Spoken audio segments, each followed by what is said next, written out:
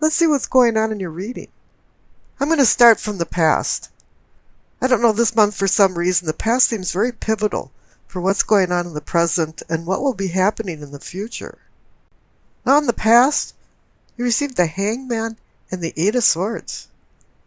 They're both really restricting cards. The legend goes that the Hanged Man is the Norse god Odin, who hung for 9 days upside down, staring into the well of Urds for the mystical wisdom of the runes, which means secret magic letters. He relinquished his freedom of the outside world for the stillness to acquire the runes' wisdom through a spiritual journey from death to the rebirth. And in the legend, they say he actually did die and come back to life. And here the lesson is to stop controlling the physical world. Look at things in a different light and relinquish the old ideas, because the new ideas are avidly seeking their place. This is the lesson of allowing things to go with the flow without opposition. This is what the Tao religion believes is woo-wee. It's called non-doing. Here the Hangman did a voluntary sacrifice for a spiritual awakening. And there usually is some type of sacrifice associated to the Hangman. And it's time now to reflect before you make any rash decisions. This is a time to do some soul searching, and personal reflection is very painful. But something threw you into this personal reflection because the clarification card is the Eight of Swords. Something externally or internally ensnared you into a labyrinth because you feel restricted. You've been incapacitated, restrained, trapped, and it feels like you can't escape, but in reality, you can escape at any minute, but you choose not to. It's time to break the chains of personal fears and misgivings that have rendered you helpless and hopeless. And you know you want to change because down on the right from the past cards, for the base of your spine for sourcing and urgings, you see the Chariot and the Eight of Wands. The Chariot is about overcoming opposing forces. He's about discipline, strength of willpower, and going into a spiritual awakening. Having some self-control in order to acquire confidence and facing your challenges head on. It's a movement card. It's a card about going forward, finding your higher self. You no longer want to sit on the sidelines and just be a spectator, because the Eight of Wands is the card of sudden change. And it's usually a positive sudden change. You know, when things weren't going right, and you were always looking around thinking, why me? All of a sudden, everything's happening just the way it should, and it feels very comfortable. And now you know you're in a transition and you're changing. And the Eight of Wands can also be about bringing news and messages, so something that's probably going to be a cornerstone in your change and transition.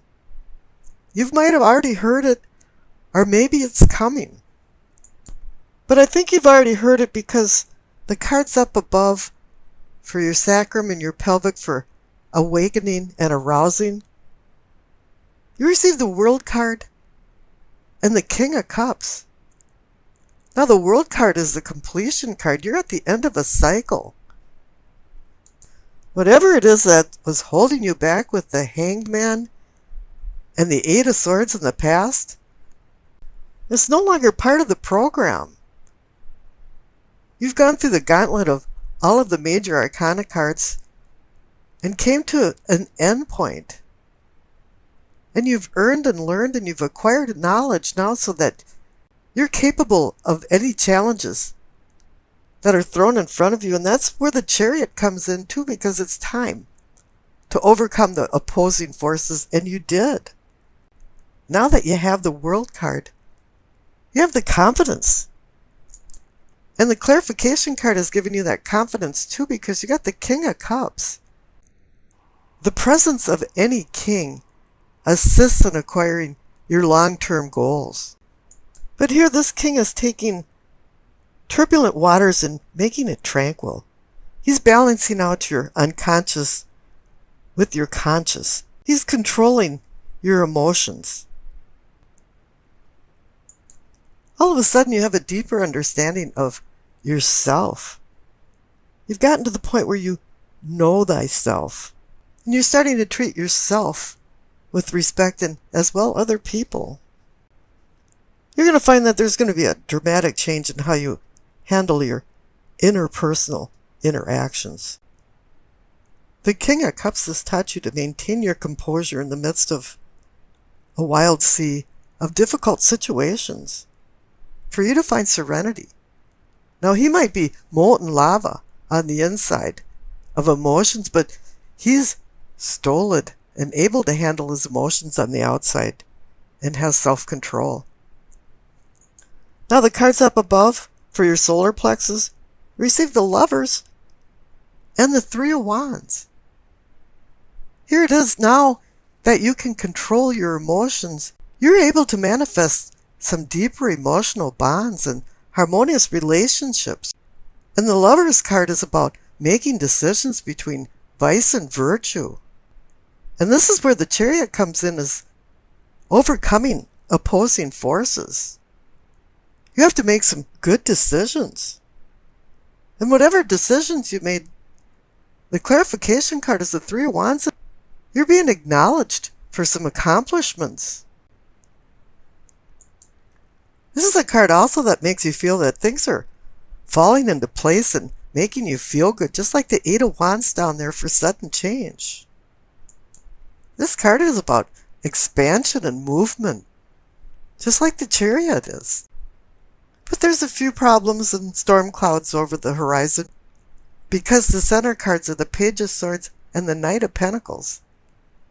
Now, the Page of Swords is a very clever, charming, intelligent, but very immature person. Page brings ideas, and a Knight launches these into action. And once you get some experience, then the Queen brings further understanding, and a King brings you to attaining these long-term goals, as I mentioned for the King of Cups. But here you're back with some immature feeling energy. And the Page of Swords can be a very undercutting card. He's the kind of guy that when he walks into a party, everybody goes, oh no, he's here again. Because he uses words against people. He's a spy master. He listens to what people are saying and then passes it along as gossip. And it can be very hurting gossip. But now the Knight of Pentacles is saying, slow down. The Knight of Pentacles is he just trots along and acquires things as he goes. And he slowly acquires wealth, health, well-being.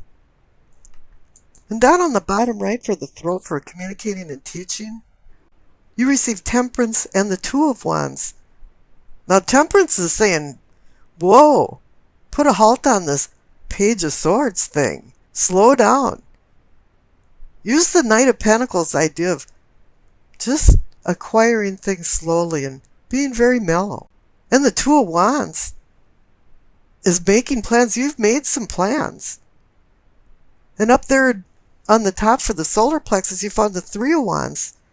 But it's kind of telling you to rethink some of these plans and kind of get this Page of Swords energy out of the picture. And up above for your third eye for seeing and envisioning, receive the Four of Cups and the Four of Wands. 2 4 cards. The Four of Cups is a contemplative card like the Hanged Man is. All of a sudden you're saying, well, wait a minute now. The Knight of Pentacles says maybe I should slow down a little bit. And I got the Temperance card that's saying, yeah, I should temper my behavior, my decisions. And I got the card about planning again instead of going forward. So maybe I should rethink some things. And now you have the clarification card of the Four of Wands, and you've got the 2, 3, and 4. But the Four of Wands is saying, yeah, this is another celebration card, is saying, yeah, you've made some success. This is like a rites of passage card for some type of accomplishment, graduation, anniversaries, weddings. And maybe you are being honored for your accomplishments.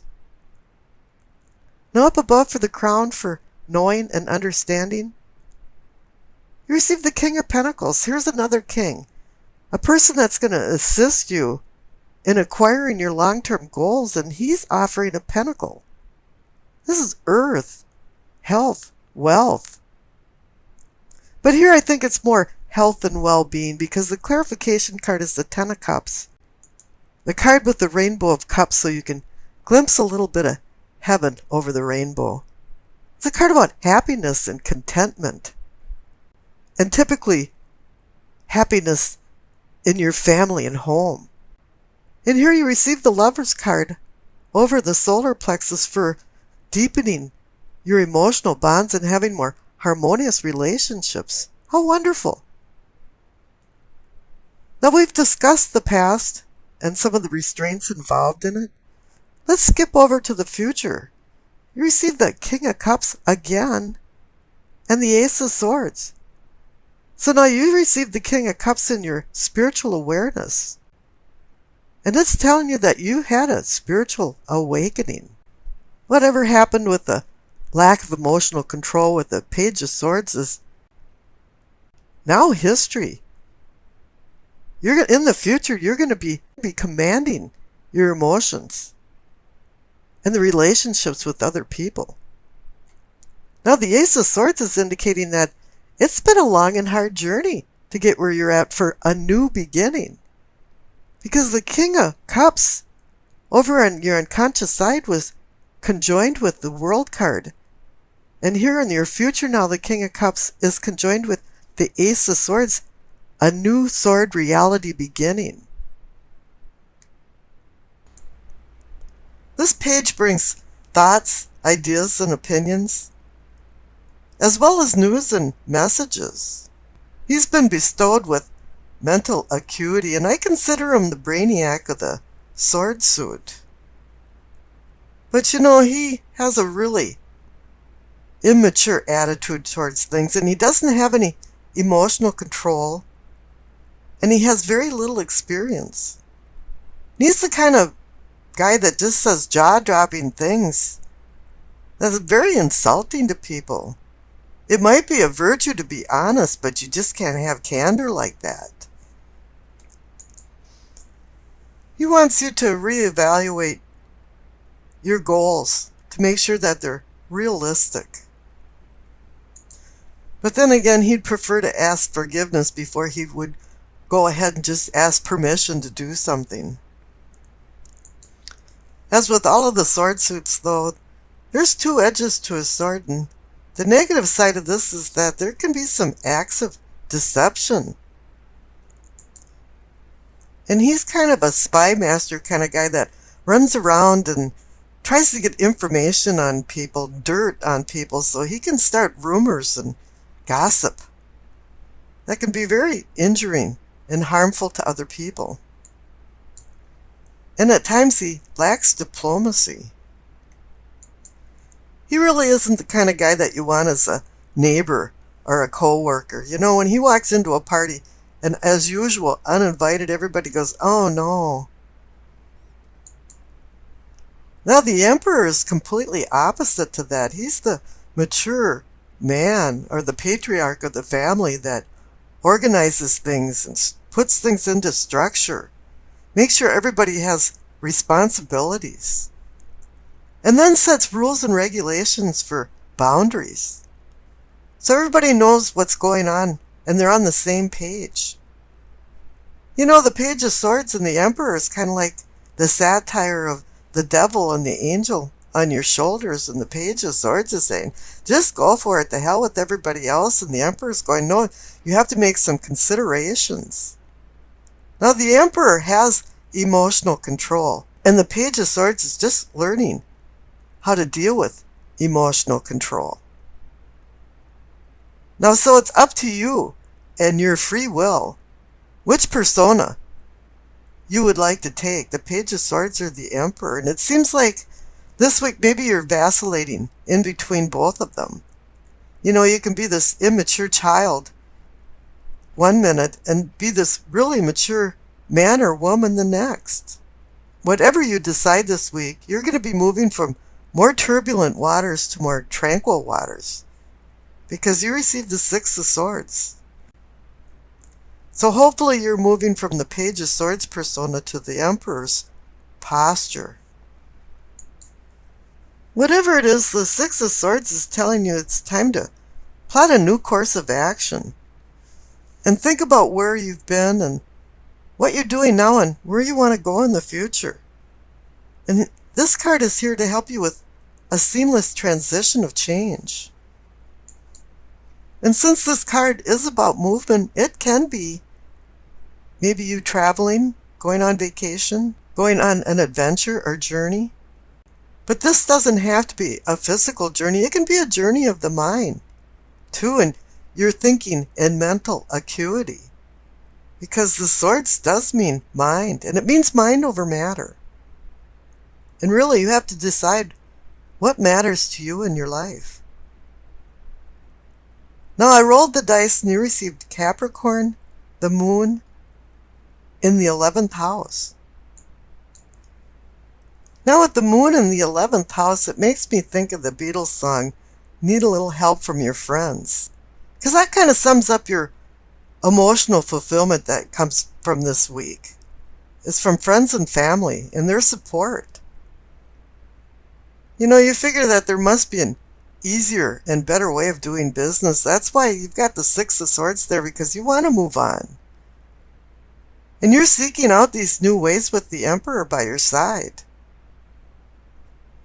And you figure, well, realistically, you can't do all this alone, so you're going to take the me attitude and add we into the party because of the 11th house. It's a house of networking and other people. Your inquiring mind wants to know about many things this week, and you feel the need for opinions and feedback from others because you're really not too sure what to think. And I can see that when you're straggling the line between the Emperor and the Page of Swords, you're not sure what to think. However, even though you canvass and ask people for their opinions, sometimes you just don't agree with their opinion, and then you become really mouthy with them like the wily Page of Swords. And you become insulting. So then, the teamwork goes back from we to me. By the end of the week, you might not feel like you've completely resolved all the issues that you canvassed. But that's no big deal. Next week's another week. Now, you keep changing your moods this week, and they're off the map for some reason. And I think that's because of the presence of the swords, the Page of Swords. This is causing instability in relationships. And your feelings are like waxing and waning of the moon's phases. And the Six of Swords is telling you to move on from these turbulent mood changes to more tranquil, stable, emotional moods. To you this week, strength is found in numbers with open-minded humanitarian thinking. That comes from the 11th house. Now on the 29th, Mars opposes Saturn. It kind of puts a screeching halt on your ambitions. You're going to have to wait till things clear a little bit, and that'll be on the 31st, when Mars sextiles Uranus. And it brings kind of the ingenious you out. And it puts together more nebulous and scattered thoughts, so that no longer you have these kind of roadblocks going on. Then the remainder of the week is really about family and friends and strengthening bonds with them. But just speak gentle words and drop some of the emotional intensity that you had earlier in the week.